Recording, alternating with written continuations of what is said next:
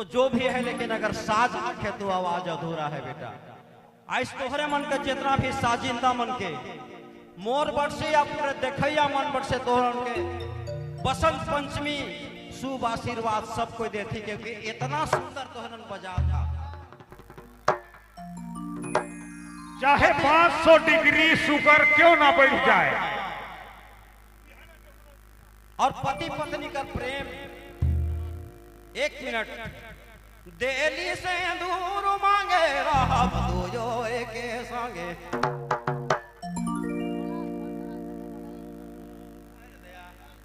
दिल्ली से दूर मांगे रहब दूजो एके संगे। बीच में शिकारी छोड़ दे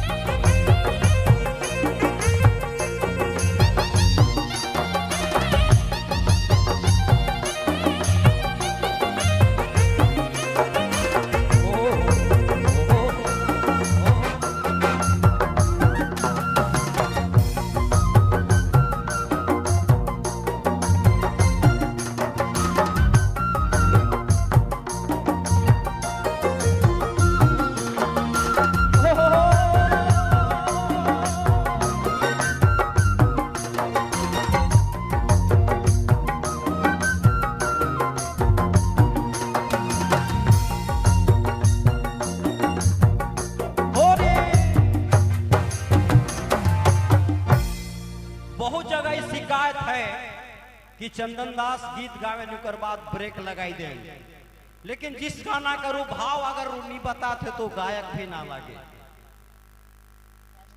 भादो महीना राते सुतली हम के पाती